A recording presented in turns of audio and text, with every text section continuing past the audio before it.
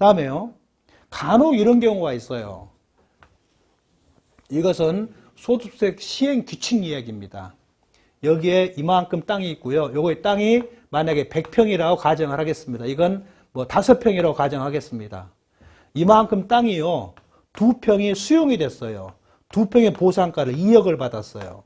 1세대 1주택 비과세요건을 충족한 주택입니다. 그러면 협의에서 수용될 때 공익사업용으로 양도가 된다면 절대적인 조건이에요. 3년 보유 했건 말았건 2년 거주 했건 말았건 관계없어요. 예? 뭐죠? 반드시 언제 취득한 것일 것? 사업인정 고시 전에 취득했을 것. 그죠? 그런데 모든 대부분의 세법 조문을 보면 사업인정 고시 전 2년 이전에 취득한 경우가 대부분의 경우예요. 근데 2년이 아닌 경우가 있죠. 두 군데가 있어요. 첫 번째가 시행령 168조 14의 사망 3호가 될 거예요. 공익사업료 수용 협매수되는 경우로서 사업인정 고시 전 몇 년 이전에 취득한 것은 무조건 비사업료 아니다.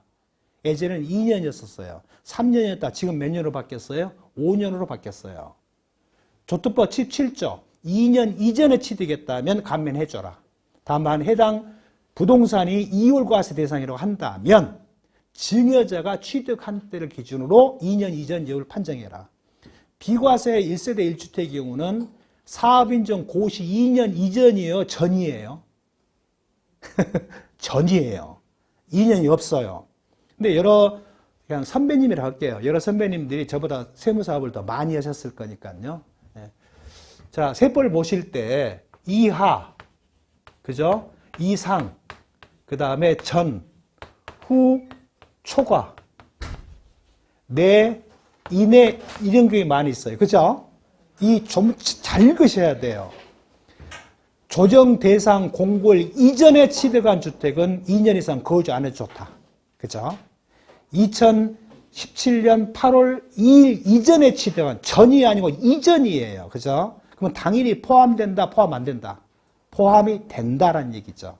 이전은 포함해서 앞으로, 이후는 포함해서 뒤로, 전은 포함 않고 앞으로, 후는 포함 않고 뒤로, 이상은 포함해서 위로, 이하는 포함해서 아래로, 그죠? 초과는 포함 않고 위로, 미만은 포함 않고 아래로, 그죠?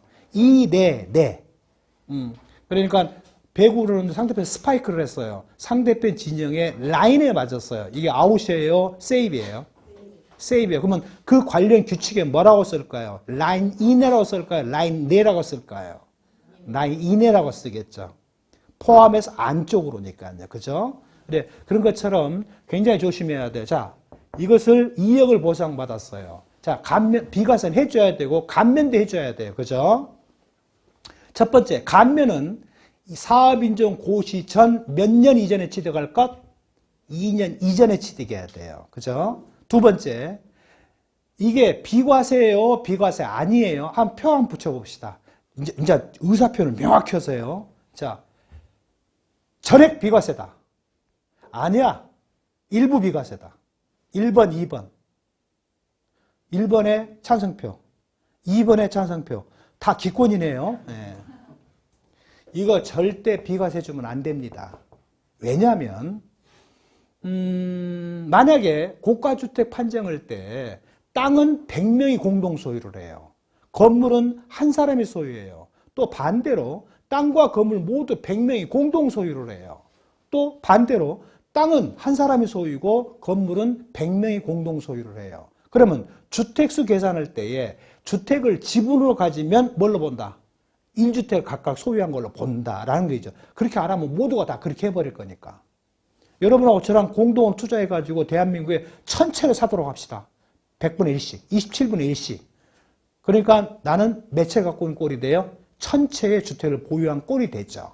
근데 본법 160조에서 시행령에서 뭐라고 써놨냐면 해당 주택의 공동소유이거나 양도 시기를 달리하거나 취득 시기를 달리하거나 지분을 갖는다면 전체를 가지고 판정을 해봐라. 고가주택 여부는. 그러면 이게 땅이 100평이라고 했어요. 2평의 보상가가 2억이라고 했어요. 그럼 한 평당 보상가가 얼마예요? 1억이에요. 그러면 땅값만 얼마짜리예요? 전체로 팔아버리면 100억짜리죠. 그러면 건물이 1억이라고 합시다. 이 집은 얼마짜리예요? 101억짜리예요. 자, 그러면 2억에 대한 양도 차익을 했다면 1억이 나왔어요. 양도 차익이요. 곱하기 101분의 101 마이너스 12에 상당한 X값은 뭐예요? X값은 과세예요. 그죠? 그런데 의문이 하나 생기죠. 아니, 주택과 땅이 같이 팔리질 않았어요. 땅만 팔렸어요. 그러면 이게 과세예요? 비과세예요? 원론적으로는 무조건 과세예요. 왜냐하면 본법에서 말하기를 주택이 양도됨으로써 그에 딸린 부속 토지가 함께 팔릴 때만 비과세를 한다고 했기 때문에 땅만을 분할해서 팔아버리면 과세예요. 땅만 지분으로 팔아도 과세예요. 그런데 이것은 왜 비과세를 해줄까요? 시행규 77에 이렇게 써놨어요.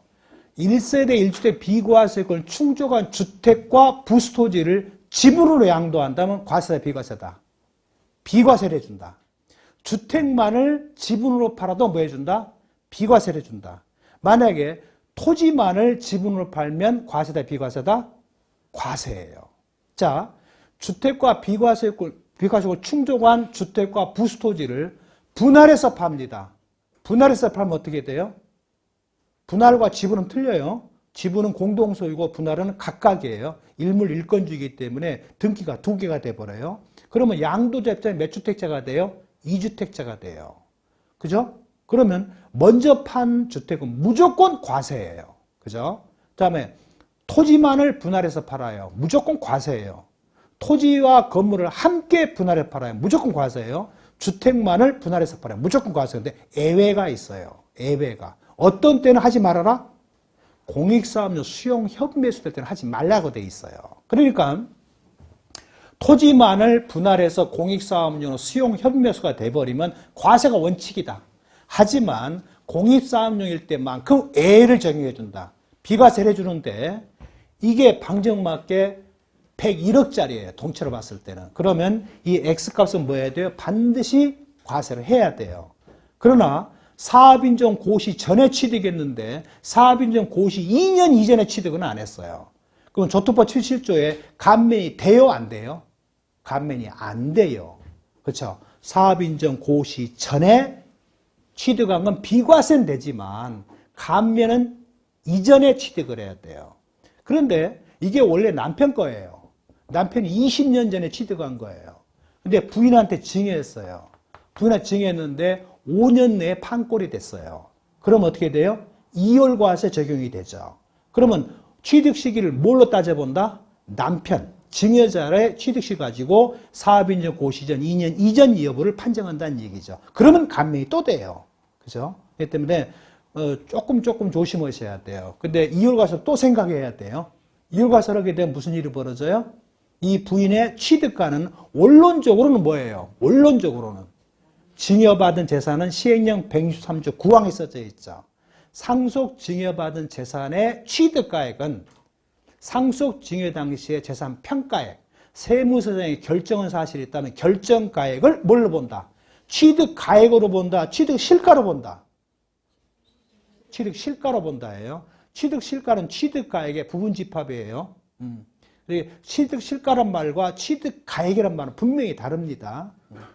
취득실가 플러스 취득부대비용, 변호사비용, 소송비용, 중개사 복비 모든 걸 더한 것을 뭐라고 불러요? 취득가액이라고 불러요. 그죠? 그래서 취득실가로 보니까 설사 보충적 평가 방법인 기준시가로 평가해서 증여를 신고했다 하더라도 그 기준시가 금액이 곧 취득실가가 된다. 그러면 기타 필요경비는 실경비를 공제한다, 계산공제를 한다. 실경비를 공제해야 돼. 취득실가로 본다고 했으니까요. 이와 유사한 형태가 또 어디가 나와요? 176조의 사항에 나오죠. 상속 증여받은 재산을 포함한다. 즉 의제 취득일 전에 취득한 부동산의 취득가액은, 자산의 취득가액은 85년 1월 1일 현재 매매사례 감정가 환산취득가를 쓰거나 상속 증여받은 재산의 취득가액에다가 생산자 물가지수를 곱해서 얻어진 값에 비교해서 어떤 놈을 취득가로 써라? 큰 놈을 써라는 얘기죠. 그러면 생산자 물가지수를 적용해서 즉 이날이 85년 1월 1일입니다. 이날 만약에 상속도는 증여받았다고 합시다. 그때 500만 원이에요. 네, 500만 원이에요. 85년 1월 1일 현재 가액은 매매사례가, 감정평균가, 환산치대가를 쓰게 되면 양도일까지의 기타 필요액면은 어떻게 해야 돼요? 계산공제를 해야 돼요. 그죠? 근데 만약에 500만 원 명확하게 확인이 돼요. 곱하기 이날이 80년 4월 6일이라 합시다. 그럼 80년 4월 달에 생산자 물가지수 분자 84년 12월 달에 생산자 물가지수 곱으면 X값이 나와요. X값이 만약에 요때 값을 Y값을 합시다. X값이 Y값보다 크다고 한다면 뭘로 써요? X값을 뭘로 써요? 취득 가액으로 쓰면 돼요. 85년 1월 현재. 그런데 그러면 여기서 여기까지 실제 들어간 비용이 만약 5억이 기타 필요액으로 투입이 됐다라고 가정을 합시다. 생산자 물가지수를 적용했을 때 X값이 더 커요. 그러면 85년부터 양도일 때까지 기타 필요액비를 실경비를 공제해요? 계산 공제해야 돼요? 실경비 공제하게 돼 있어요. 97조 1항 2호에 있죠. 길다랗게 했어요. 취득 상속 증여 당시에 평가액에다가 생산자 물가지수를 적용해서 얻은 값은 뭘로 본다? 취득 실가로 본다고 했기 때문에 실경비를 공제를 해야 돼요. 그러니까 실무상으로는 이런 경우 X값이 Y값보다 큰 경우는 별로 없어요. 근데 간혹 있어요. 간혹. 그러니까 그것도 한 번쯤 검토해 봐야 돼요. 그 다음에 환산취득가를 쓰게 된다. 그런데 환산취득가는 3억이에요. 3억인데 실제 소요된 경우에 6억이 들어갔어요. 그럼 환산취득가 플러스 계산공제 값을 A라 하고 실제 소요된 경비를 B라고 한다면 B가 6억이에요. 환산취득가 플러스 계산공제가 3억 5천이에요. 그러면 여러분 필요경비 공제를 얼마로 해요? 둘 중에 큰 금액으로 공제하시면 돼요. 그게 만날 일은 별로 없는데 어디서 만나요? 리모델링 주택이요. 예. 그러니까 리모델링은 주택으로 한다면 한 번쯤 생각해 봐야 돼요. 아, 혹시 필요경비를 환산가 쓰지 말까? 근데 여러분들이 이러시다 보면 첫 시간이니까 그냥 러닝타임 계속 갑시다. 굉장히 고민이 될 때가 있을 거예요. 이걸 환산가를 쓰면 세금이 1억이에요. 근데 실경비를 쓰면 세금이 3억이에요. 이거 환산가 쓸까? 실경비를 쓸까? 여러분이라고 한다면 환산가 쓰고 싶은 마음이 굴뚝 같아요. 그죠? 우린 당연하고 1억과 3억 갭이 2억이에요. 2억이면 20% 4천만 원인데 어마어마한 금액이잖아요. 그죠? 그때 절대 조심하셔야 돼요. 뭘 조심해야 되냐면 상대편 전 양도자 갑돌이가 실가 신고했다면 갑돌이의 양도가가 곧 을돌이의 뭐가 돼요? 취득가가 돼요. 자, 2006년 7월 1일 이후 거래부는 등기부 등본에 뭐가 써져 있어요? 거래가액이 써져 있어요. 굉장히 조심하셔야 돼요. 근데 만약에 2005년 12월 말 이전 거예요. 자, 그러면 2006년 12월 말까지는 1세대 2주택 이상인 자, 부동산을 취득하는 권리, 미등기, 고가주택, 투기 지정지역, 본인 스스로 실가 선택, 부동산 취득 권리 8가지인가가 실가신고 대상이고 나머지는 기준시가신고 대상이에요. 그 다음에 또 조심할 거 뭐냐면 부동산 양도신고 제도가 있었어요. 그때 대부분이 기준시가로 신고했지만 전 양도자의 양도가 신고 유형이 뭘까? 이걸 좀 고민해 보셔야 돼요. 2006년 7월 1일, 6월 말 이전 취득분이라고 해서 무조건 환산가 쓰면 나중에 덤터기 쓸 경우가 있어요. 왜? 100% 전산 검색을 해버리거든요. 조심하셔야 돼요. 그죠? 그럴 때는 의뢰인한테 물어봐야 돼요. 그 다음에, 혹시 아는 분이 계신다고 한다면, 우회해서 물어보는 수밖에 없어요. 근데 안 알려줘요. 그래서 굉장히 조심하셔야 돼요. 그래서 아까 얼핏 말할 때 오늘이 내일이 신고 마감일이다. 이걸 기준시가로 자산별 양도가 취득가를 쪼갰다. 특히 양도가입니다. 쪼갤 때 반드시 뭘 확인해 봐야 돼요? 그 재산이 만약에 100억짜리라고 가정을 합시다. 매수자가 장롱 속에 있는 돈 현금 100억을 가져왔을까요? 아니면 은행에서 대출 받았을까요? 대출 받았을 거예요. 그러면 대출기관에서 그냥 돈을 100억 빌려줄까요? 뭐를 해요? 감정해요. 그러면 내일 신고 마감일 오늘 등기를 떼보세요. 을구에 근저당 설정되어 있어요. 그러면 그 의뢰인한테 부탁을 해야 돼요. 혹여 감정평가서가 분명히 있을 터이니 매수자한테 부탁을 해서 감정평가서를 확보해 주라. 거기는 감정평가서에 기재된 평가액으로 쪼개야 돼요. 그거 안 하면요 100% 걸려요. 왜? 세무서에서는 공문 보내면 그냥 감정평가 줘버리거든요. 그런데 이 개인이 요구하면 개인정보보호법에 위반된다가 죽어도 안 줘요. 또 심지어 어떤 데는 돈을 요구해요. 예, 그러니까 매수자한테 미리 왔을 때 매도자로 하여금 매수자한테 감정평가 확보를 하라는 얘기죠. 왜 그게 문제야? 양도세도 문제되지만 어디가 문제가 돼요? 부가세예요. 포괄적 양도 양수가 아닌 한에는 부가세, 과세의 문제가 또 걸려요. 그렇기 때문에 감정가로 쪼개는 게 최선의 방책입니다. 그 다음에 의뢰인한테 말을 해야 돼요. 오늘 신고인데 오늘까지도 감정평가사는 없는 걸로 보여진다. 따라서 기준시가로 쪼갰습니다. 그러나 나중에라도 감정평가사가 발견이 된다면 반드시 수정신고해야 됩니다. 양도세 때문이 아니라 부가세 때문에 그래요. 왜냐하면 양도권 어차피 매 한 가지니까 이쪽이 넓어지면 높아지면 상당히 낮아지니까 큰 문제는 없지만 그러나 장특공제의 80%짜리는 왔다 갔다 할 수는 있으니까 꼭 확보는 하셔야 돼요. 그래서 꼭 감정평가서 확보를 하셔야 되는데 이 감정평가서가 세법상의 유효기간이 언제부터 언제까지예요? 적용 대상 기간이. 만약에 4월 7일이 양도 시기라고 합시다.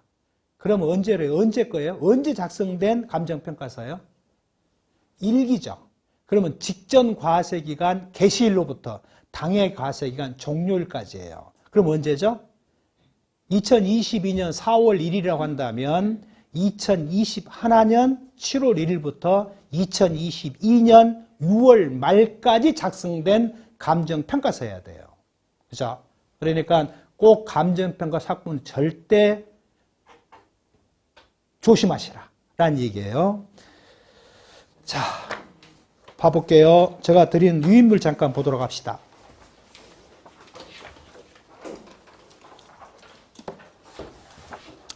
첫 번째가 1세대 1주택, 일시적 2주택, 거주택 비과세 판단 검토 비교표입니다. 그 강의 내용은 넘기시고 그 다음 장 거예요.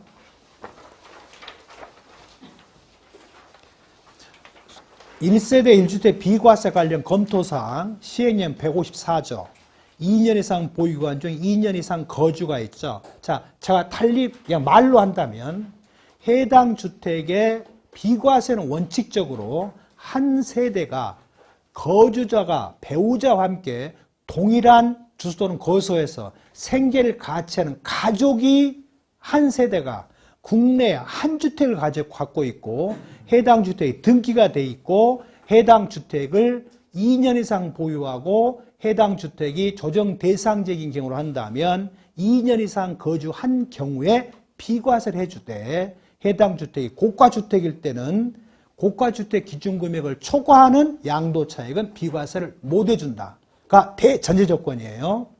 자, 봅시다. 그 박스 속에 취득시기, 그 다음에 양도시기, 이건 당연하겠죠. 왜요? 2년 이상 보유 여부를 판정해야겠죠. 그런데 2년 이상 보유가 꼭 2년 이상 보유만 비과세가 돼요? 어떤 경우는 2년 아닌 경우도 있어요. 어떤 경우요? 첫째가 건설 임대주택은 임차 개시일로부터 소유권 취득 후 양도일 때까지 몇 년만 살았으면 돼요? 5년만 살았으면 돼요. 그 다음에 해당 주택이 국외 전 세대원이 1년 이상 계속하여 체류할 이유 때문에 취약, 질병, 근무상 형편 때문에 전 세대원이 출국한다면 2년 이상 보유를 안 해도 돼요. 2년 거주 안 해도 돼요. 해당 주택이 사업인정 고시전에 취득한 주택으로서 공익사 수용 협매수가 된다고 한다면 해당 주택 2년 보유, 2년 거주 안 해도 돼요. 해당 주택의 취약, 질병, 근무상, 학교 폭력 때문에 부득이한 사유가 발생했다면 좋다. 그렇죠? 단 그 집은 몇 년 이상 거주했을 것? 1년 이상 거주한 주택이에요. 또 하나 어디가 있죠? 또 시행령 150년 2에 대체주택이 있죠. A란 주택이 재개발, 재건축, 소규모 주택 정비 사업을 해서 철거됨에 따라 거주 목적으로 취득한 대체주택은 몇 년 거주, 몇 년 보유만 돼요? 1년 보유, 1년 거주만 하면 돼요. 그죠? 그러면 해당 주택 꼭 2년에 고집하지 말란 얘기죠. 근데 거기에서 거주자인 경우만 비과세예요. 근데 비거주자는 비과세를 해줘야 안 해줘요? 안 해줘요. 그러면 국외에 1년 이상 계속하여 체류가 필요한 해외 출국한 경우로 한다면 양도 시점에 몇 년 내에 팔아야 돼요? 출국일로부터 2년 내에 팔아야 돼요. 그죠? 그러면 양도 시점 그 사람 신분이 뭐예요? 비거주자예요. 함에도 불구하고 본법 121조 후단에 써져 있어요. 이런 경우는 설령 비거주자일지라도 뭐 해줘라? 비과세 규정을 적용해줘란 얘기입니다. 예. 그 다음에 해당 주택이 주택면적이 상가면적보다 더 넓으면 전체를 주택으로 본다. 해당 주택이 조정 대상지역이 있다면 반드시 2년 이상 거주를 해라. 그 다음에 해당 주택이 소실, 멸실, 철거, 재건축할 때는 거주 부분을 통산해 준다.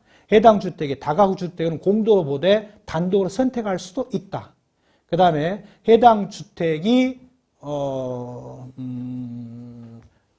보유기간은 95조에 따른다. 95조 사항에 따른다. 자, 거기에 조금 맹점이 하나 있어요. 뭐가 있냐면 A란 주택을 아버지 소유했었어요. 아버지와 아들이 동일세대가 아니에요. 아버지가 10년 이상 보유한 1세대 비과세금을 충족한 주택이에요. 이걸 별도세대 아들한테 증여를 했어요. 아들이 증여받자마자 그 다음날 팔아버렸어요. 그럼 첫 번째 문제, 비과세대입니까? 아닙니까? 일까요? 아닐까요? 찬성표를 해볼까요? 이다. 아니다.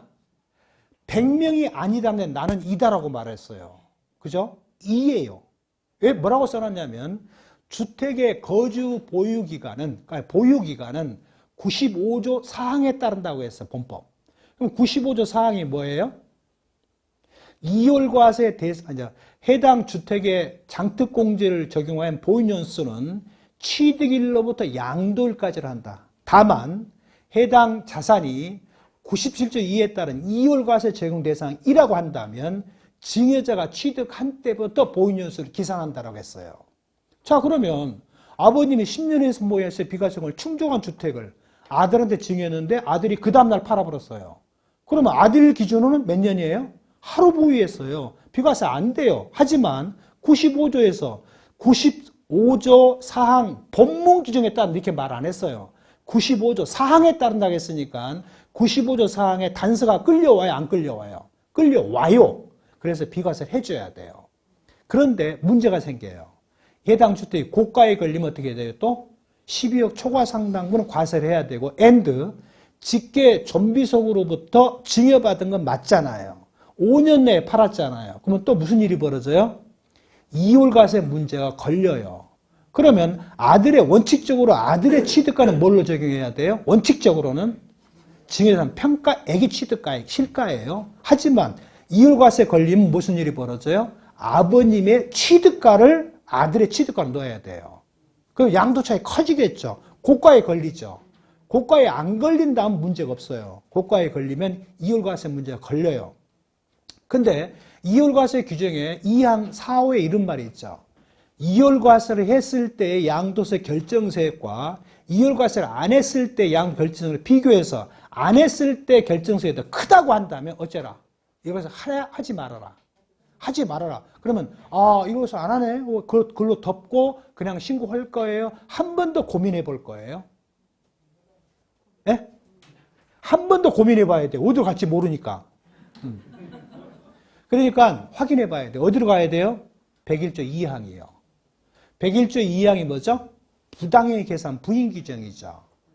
특수관계에 있는 자로부터 양도소득세 과세 대상 자산을 증여받아 5년 이내에 양도한 경우로서 조세피 목적이 있다고 한다면 양도세 납세 의무자를 누구로 해라?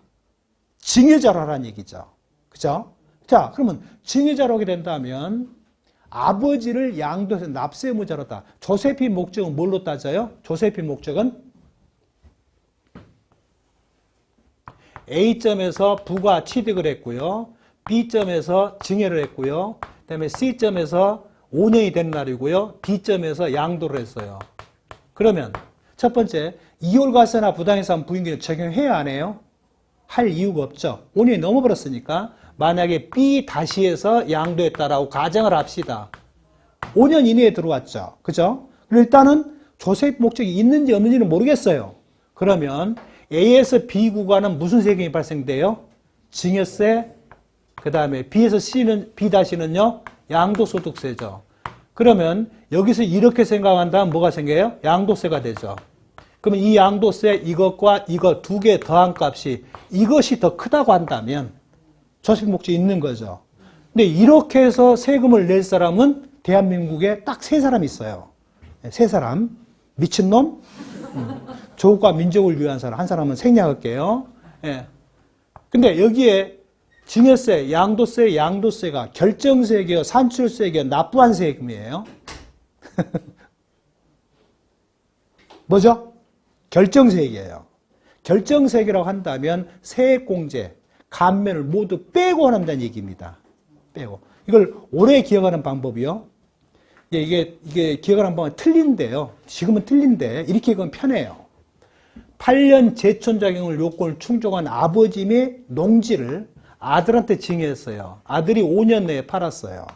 아들은 감면을 못 받아요. 왜? 증여받은 것은 증여받은 이후부터 8년 해야 되거든요. 그런데 양도세 부당해상 부인에 걸려서 아버지 A를 납세 의무자로 하게 된다면 아버지한테 뭘 해줘야 돼요? 8년 제청했으니 감면을 해줘야 돼요. 그러면 결론적으로 이 세금이 항상 이 두 세금보다 절대 적겠죠. 물론 A가 이 증여받은 게 영농 1자녀의 증여세 감면에 해당되면 혹시 모를 일이지만 그렇지 않는다고 한다면 이 세금이 절대 적어요. 이게 더 많아요. 예. 세 사람 중에 한 사람이 들어가게 돼요. 이럴 때는 조세피 목적이 없어요. 그래서 이월과세가 아니다라고 해서 곧바로 덮으면 안 됩니다. 꼭 어디로 가봐야 돼요?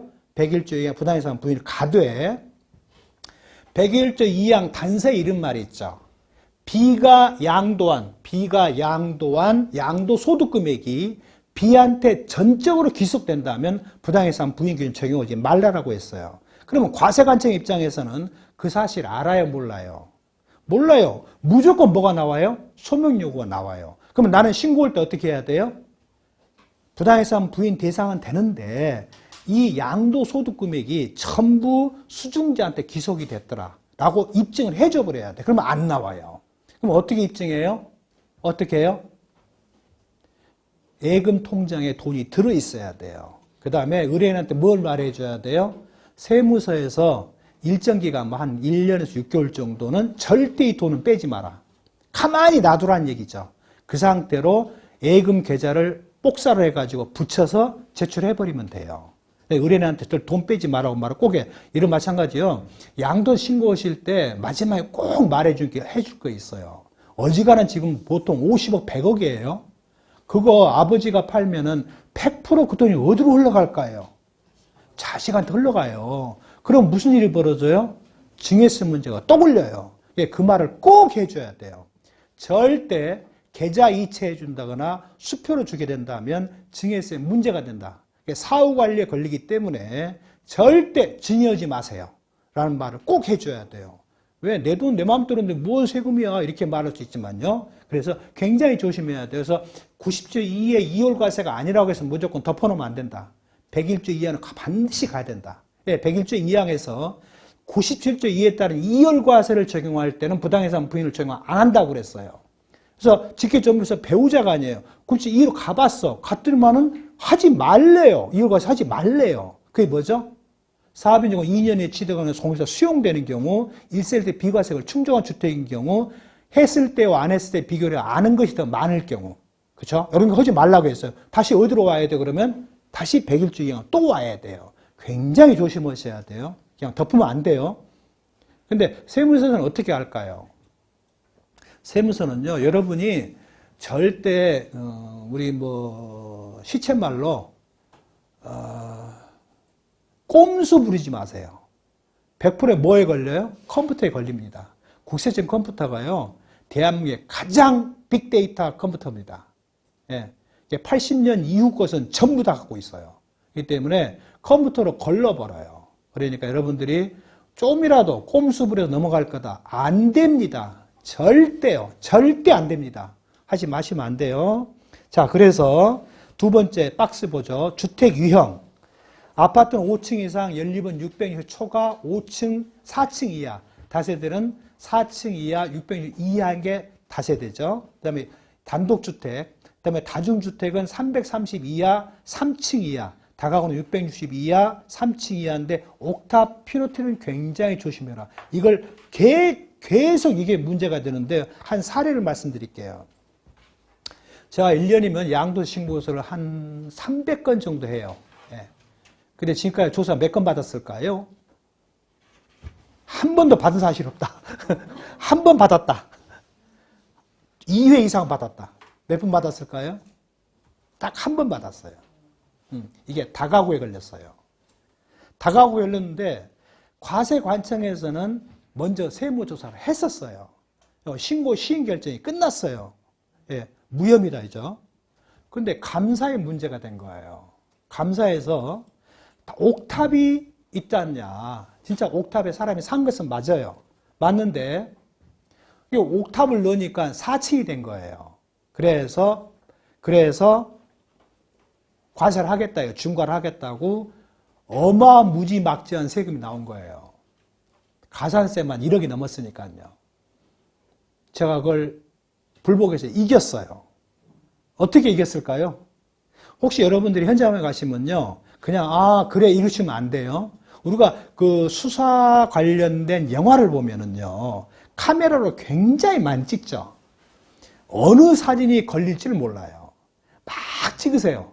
지층부터 시작해서 옥탑 꼭대기까지 밖에서부터 안에서부터 전부를 다 찍으세요. 하면 보통 한 100장 정도 찍어요. 제가 뭘 착안을 했냐면 옥탑에 있는 전등. 이 전등이 몇 년도에 생산된 그 전등일까요? 요즘 이런 전등 생산 안 해요. 이런 식으로 함몰 안 해요. 다 바깥으로 나와요. 그 다음에 이 스위치요. 그 다음에 콘센트가 요즘은 이렇게 만들지 않아요. 옛날 제일 많이 쓰는 게 안암걸 많이 썼었어요. 안암걸 특징이 뭐예요? 색깔이 누르스름해요. 예. 안암걸의 최초로 이 각종 소켓, 그 다음에 콘센트 플러그를 잘 만들었거든요. 그 다음에 이 관련된 등이 달라요. 그 다음에 거의 대부분 요즘은 잘 안 하는데 예전에는 건물 외벽을 뭘로 치장합니까? 타일로 많이 치장을 해요. 타일이요. 그 사례는 이 타일이 여기서 여기까지가 9cm예요. 여기서 여기까지가 19cm예요. 예. 사진을 막 찍었는데 옥탑에 타일 수를 헤아릴 수가 있더라고요. 예. 그러면 여기 사이에 뭐가 들어가요? 요 사이에 또 뭐가 들어가죠? 여기에 줄눈이 들어가죠. 줄눈을 1cm 잡으면 돼요. 그래서 20cm, 10cm예요. 타일 수를 세알했어요. 바닥 면적을 계산해 봤어요. 8분의 1이 안 넘어요. 예. 8분의 1 미만이에요. 그걸 입증을 했어요. 그쵸? 그러니까, 그, 불복 회의에서 모 심사위원이 그럽다. 심사위원이. 그것이 뭐냐면은, 예를 들어서 8분의 1이 19.1이에요. 근데 19.004예요. 19.1이 돼요, 안 돼요? 안 됐잖아요. 그죠? 웃어버리더라고요. 아니, 그런 걸 뭐 어떻게 하냐고. 아니, 생각해 보십시오. 국민주택 규모 이하가 85평방미터 이하입니다만은 아파트 분양을 어떻게 해요? 84.998로 분양해요. 85가 안 넘었잖아요. 그러니까 다 자중에 있는 심판관들이 다 웃어버리더라고요. 할 말이 없는 거예요. 반증을 못 하니까 과세가 처분청이 8분의 1을 넘었다는 걸 반증을 못 해요. 근데 과세관청에서는, 감사관은 어떻게 해서 8분이 넘었을 거라고 추정을 했을까요? 여러분 어떻게 면적 계산해요? 여러분이 농지건 비사무토지 계산하건 제일 애매모호한 게 적치장, 폐기물 적치장, 야적장, 하치장의 면적은 또는 고물상 면적은 연간 최대 면적의 1.2배까지는 비사람이 아니다가 있죠. 그러면 얼마가 하치되어 있는지 적치되어 있는지 어떻게 알아요? 그죠? 땅 면적 어떻게 계산을 해요? 그냥 전화만 받고 아니면 이야기만 듣고 등기도 안 떼봤는데, 여러분이 네이버나 다음이나 구글에 들어가시게 되면 토지 면적 계산한 거 있죠. 면적 계산은 아이콘이 있어요. 메뉴바가 있어요. 클릭을 하고 똑같아요. 우리 집에서 농지까지 직선거리 30km인지 아닌지 어떻게 알아요? 어떻게 하세요? 네이버나 다음에 들어가서 한 점 찍고 마지막 점 찍어서 오른쪽 마우스를 클릭하면 거리를 딱 재주죠. 마찬가지로 면적도 마찬가지예요. 아주 보수적으로 재보세요. 보수적으로. 왜 보수 재냐면 수평 항공사지면 이렇게 건물이 보여요. 그러면 벽체는 이렇게 있겠죠. 벽체는. 그죠? 그죠? 이건 지붕 끝이에요. 지붕 끝이 이 벽체 중심선에서 통상 얼마까지 나갑니까? 통상 1m를 넘습니까? 1m를 안 넘습니까? 안 넘어요. 왜 1m를 안 넘길까요? 만약에 건축법에 그런 규정이 없다고 한다면 지붕을 이만큼 내버리죠. 그리고 여기다가 기둥 세우면 되죠. 그죠? 이걸 막아놨어요. 한옥 같은 경우는 벽체에서 2m를 나갈 수가 있어요. 그러나 일반 주택은 절대 1m를 못 나갑니다. 1m가 넘어서 버린 부분은 건축의 바닥 면적에 넣어버려요. 그러니까 통상적으로 1m가 안 넘는다. 보수적으로 요 부분의 면적을 재봤더니만 8분의 1 이하다라는 얘기입니다. 그럼 불문곡직이죠. 그죠? 그러면 당연히 요 부분은 8분의 1 반드시 안 넘을 거 아닙니까? 그죠? 그래서 타일을 가지고 면적 계산을 해서 제시를 했더니만은 과세관청이, 처분청이 할 말이 없어요. 그래서 이겼어요. 그러니까 절대 낙담하지 마시라는 얘기입니다. 어떻게 될지는 모르니까요. 그 다음에 보유기간은 2년 이상인데요. 이게 보유는 등기상이 아니에요. 실제 소유한 경우예요. 한 일예로요. 이건 실제 사례입니다. 모 선배님께서 비과세입니다. 자, 집이 양천에 하나 있고 영등포에 하나 있었어요. 집이 두 채예요. 어느 걸 팔아도 과세예요. 그것도 한두 푼이 아니에요. 어마어마한 세금이에요. 예. 그런데 두 개 다 단독주택이에요. 단독주택이니까 이 선배님께서 뭐라고 말했냐면 이렇게 말을 했어요. 영등포하고 양천 중에 어느 집이 더 건물값이 쌉니까? 물어봤어요. 이게 영등포가 더 쌉니다 그랬어요. 그러니까 의뢰인한테 뭐라고 했냐면 영등포에 있는 주택의 건물만 별도세나 아들한테 증여해버려라.